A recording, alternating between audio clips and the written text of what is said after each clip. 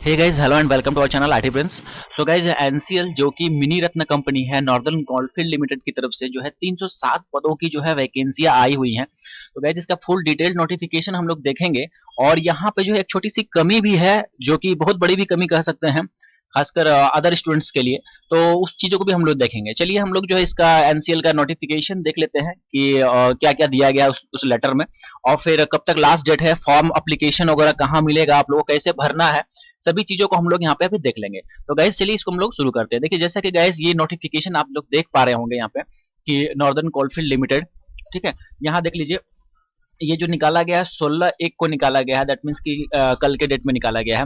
और applications are invited for the eligible super annuated HEMM HEMM operators of NCL for engagement under the guidelines of coal India limited. तो guys यहाँ पे सबसे बड़ी जो demerit जो मैं आप लोग कह रहा था, जो कमी थी, ये है कि जो सुपर एनुएटेड जो जो ये थे, जो आई मीन जो कर्मचारी थे, उन लोग के लिए ये जो है पोस्ट निकाला गया है हेम ऑपरेटर का एनसीएल में। कहने का मतलब है गाइज कि एक तरह का ये इंटरनल वैकेंसी है। कहने का मतलब है कि आप कोई फ्रेशर्स हैं या फिर जो जो यहाँ पे नॉर्दर्न एनसीएल में जो काम नहीं किए हैं वो इस फॉर्म को नहीं भर पाएंगे गाइज। ठीक है, सबसे दुख की बात यही है। तो खैर जिन जो लोग यहाँ पे जो है इंटरनल वैकेंसी है, और खासकर जो सुपर एनुएटेड जो मतलब कर्मचारी थे जिन्होंने जो रिटायर्ड हो गए हैं और पेंशन उनको मिल रहा है, ठीक है, तो उनके लिए ये अपॉर्चुनिटी निकल के सामने आया है। और लेकिन उसमें भी कंडीशन दिया है गाइज कि उनका जो है जो जो सर्विस पीरियड जो खत्म हुआ है वो आप लोग का 31/3/2018 के बाद यदि रिटायर हुए हैं तो ही आप एलिजिबल है यहाँ पे। ठीक है, सुपर एनुएटेड पीरियड यदि आपका 31 मार्च 2018 के बाद का है तभी एलिजिबल है, और उसके पहले इस डेट के यदि पहले रिटायर्ड है या मतलब सुपर एनुएटेड है तो आप इस फॉर्म को नहीं भर पाइएगा गाइस। ठीक है, तो इस चीज को मैंने आपको स्टार्टिंग में ही बता दिया। तो ऐसे कैंडिडेट्स जिनके लिए एलिजिबल नहीं है चाहे तो स्किप कर सकते हैं वीडियो को। तो गैस यहाँ देख लीजिए, हम लोग सभी एक एक चीजों को बात कर लेते हैं, जैसे पोजीशन, फिर मिनिमम क्वालिफिकेशन और वैकेंसीज देख लीजिए यहाँ पे। तो यहाँ पे देख लीजिए गाइस, पोजीशन की बात करूं तो ड्रैग लाइन ऑपरेटर पहला है और इसमें टोटल वैकेंसी है 19 है। और इसमें क्या क्या मांगा गया है, तो मैट्रिकुलेट या फिर SSC या फिर आपका हाई स्कूल, मतलब कि आपका 10th का जो है मांगा गया है, 10th होना चाहिए आपका। उसके बाद ITI in diesel mechanic, motor mechanic, fitter trade. उसके बाद ये NCVT SCVT दोनों ही ट्रेड से आप लोग दोनों ही मतलब बोर्ड से किए हुए, किसी से भी किए हैं कोई दिक्कत नहीं है, आप भर सकते हैं इसको। लेकिन ये सब ट्रेड आपका अनिवार्य है, इन सब में से कोई एक होना चाहिए। उसके बाद HMB लाइसेंस होना चाहिए, जो कि RTA और RDO इंडियन स्टेट्स जहां भी है वहां से आप करे हुए हैं, ये लाइसेंस है, तो आप इजीली इस फॉर्म को भर लीजिएगा। ठीक है, अब देखिए दूसरा है क्या, डोजर ऑपरेटर, फिर ग्रेडर ऑपरेटर, या फिर जो है सरफेस माइनिंग ऑपरेटर, या फिर डंपर ऑपरेटर, सॉवेल ऑपरेटर, या फिर पे लोडर ऑपरेटर, या फिर क्रेन ऑपरेटर। इन सभी में देख लीजिए सीटें देख लीजिए, डोजर ऑपरेटर की है 16 सीट है, फिर ग्रेड का यहाँ पे 7 है, और इस तरह से आप अपना देख लीजिएगा। यहाँ पे सबसे ज्यादा जो यहाँ पे क्या है, तो डंपर ऑपरेटर का है। इसमें आपसे 10th मांगा गया है और HMB का जो है लाइसेंस मांगा गया है, RTA या RTO के द्वारा मांगा गया। डिटेल वाइज यदि रिजर्वेशन की बात करें तो देखिए अनरिजर्व का सीट्स देख लीजिए, सबका अलग अलग दिया है। ड्रैग लाइन ऑपरेटर का जैसे कि 12 है, SC का 2 है, ST का 3 है, OBC का 2 है, टोटल वैकेंसी 19। इस तरह से आप लोग देख लीजिएगा जो भी इंटरेस्टेड होंगे अपना डिटेल्ड में ही सबको। ठीक है, और इसका जो ये पूरा PDF तो मैं अपने टेलीग्राम ग्रुप में डाल दूंगा। ठीक है, अब क्लोजिंग डेट भरने का जो लास्ट तिथि है वो इसी महीने का जो है 31 तारीख तक, मतलब 31 जनवरी तक फॉर्म भरने का लास्ट डेट है। ये तो मैंने आपको बता ही दिया कि इसमें जो है 31 मार्च 2018 के बाद रिटायर है तो ही आप एलिजिबल हैं। ठीक है, और जो भी रिजर्वेशन होगा गवर्नमेंट ऑफ इंडिया के तहत होगा। ठीक है, गवर्नमेंट ऑफ इंडिया का जो रूल्स है उसके अकॉर्डिंगली होगा। और यहाँ पे देखिए सिलेक्शन क्राइटेरिया क्या है आपका, जो है applicant shall apply for the only one post from which he or she had superannuated। मतलब जिस भी पोस्ट मतलब एक ही पोस्ट के लिए आपको अप्लाई करना है, और वो वैसा पोस्ट होगा जिससे कि आप सुपर एनुएटेड हुए हैं, मतलब उससे आप जो है सेवानिवृत्त हुए हैं, उसी वाले पोस्ट के लिए आपको अप्लाई करना होगा। ऐसा नहीं है कि जिससे नहीं हुए उसमें भी आप अप्लाई कर दिया, और एक ही आपको अप्लाई करना है। अब देखिए किस क्राइटेरिया पे होगा, तो फिजिकल अटेंडेंस, जब आप काम कर रहे थे वहां पे तो आपका उस टाइम का वो डाटास देखेंगे। यदि आपका जो है 90% से जो है एवब आप प्रेजेंट रहे हैं यदि वहां पे, तो आपको 5 नंबर मिलेगा। ठीक है, 5 नंबर मैक्सिमम मिलेगा, जो कि पर ईयर के हिसाब से हो जाएगा। ठीक है, पर ईयर। जैसे फर्स्ट ईयर में आपने जो है 90% से अबव अटेंडेंस आपका था, उपस्थिति, तो 5 नंबर मिला। फिर दूसरे साल में भी आपका जो है 90% से अबव था तो 5 5 10 मिल गया। तीसरा साल भी मतलब 3 साल का चेक करा जाएगा यहाँ पे, 3 साल का, ठीक है। तो 5 दिया कितना हो गया, 15 मार्क्स, आपको फुल 15 में 15 मिल जाएगा। उसी तरह से यदि 80 से 90 के बीच है तो 3 नंबर मिलेगा, 70 से 80 के बीच है तो 2 नंबर मिलेगा, और 70 के नीचे हैं तो फिर आपको 0 मार्क्स मिलेगा, कुछ भी नहीं मिलेगा, ठीक है।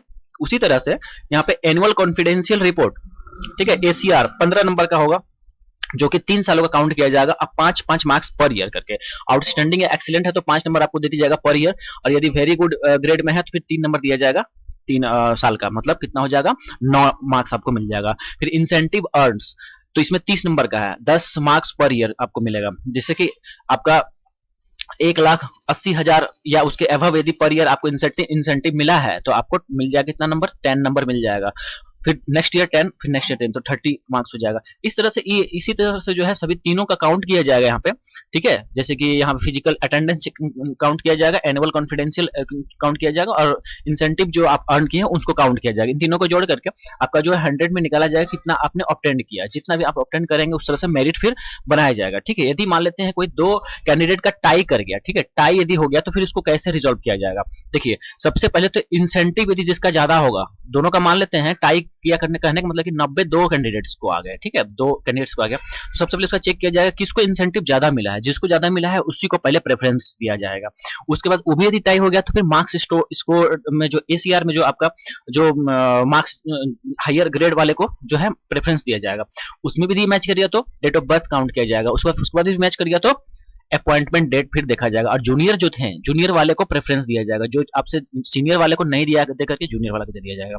देखिए, अब यहाँ पे पैनल प्रोविजनल पैनल लिस्ट जो है शॉर्टलिस्टेड कैंडिडेट्स का डिफरेंट पोस्ट के लिए निकाला जाएगा, इस बात की यहाँ पे बात बोली गई है। उसके बाद देख लीजिए, आपको जो है अपना जो है ईमेल आईडी और मोबाइल नंबर रिजर्व रखना है अच्छे से फ्यूचर के लिए, जब भी आपको कांटेक्ट उसी के माध्यम से किया जाएगा, ठीक है। और जो भी अपडेट्स आएंगे वो आप लोग को वेबसाइट पे इस पे पता चल जाएगा। चैनल भी सब्सक्राइब कर लीजिएगा, यहाँ जो भी कुछ इन्फॉर्मेशन आएगा आप लोग को दे देंगे।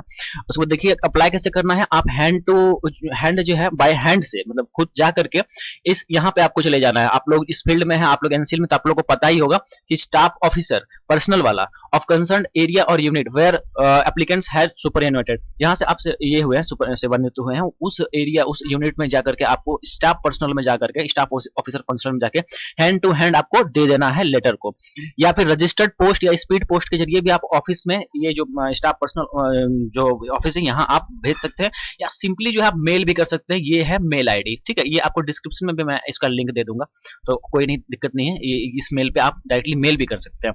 लास्ट तिथि देख लीजिए कब है, तो 31 तक मैंने आपको बता दिया है, और ये एप्लीकेशन जो है आप दे सकते हैं, टाइम ऑलरेडी स्टार्ट हो चुका है, कल से ही स्टार्ट हो चुका है। देख लीजिए, कोई भी इंक्वायरी है तो यदि तो आप इस नंबर पे जो है आप जो है आई मीन जो इस टाइम और इस नंबर के अकॉर्डिंगली या फिर मेल भी कर सकते हैं, या फिर इस नंबर पे आप कांटेक्ट भी कर सकते हैं, ठीक है। तो गाइज यहाँ पे इसको मैं हटा दूं, हाँ ठीक है, ये नंबर है, और टाइमिंग देख लीजिए अपना।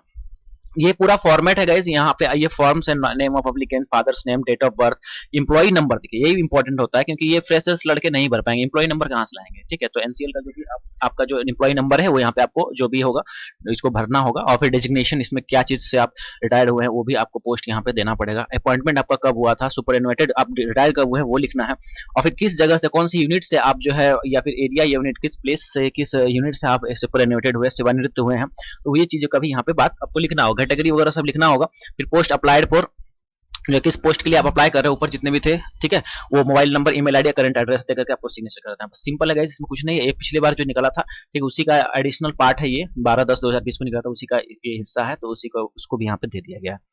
आई होप गाइस कि आप लोगों को जो इन्फॉर्मेशन है सारा समझ में आ गया होगा। A to Z जो प्रोसेस मैंने आपको बताया सब आपको करना है, और जो है यहाँ पे और कुछ एडिशनल इन्फॉर्मेशन है नहीं, इस पूरे पीडीएफ को मैंने पढ़ दिया है आपके सामने। आई होप गाइस कि आपको इन्फॉर्मेशन समझ में आया होगा और इन्फॉर्मेटिव लगा होगा। चैनल को सब्सक्राइब कर लीजिएगा, और वीडियो में बने रहने के लिए आपका बहुत बहुत धन्यवाद।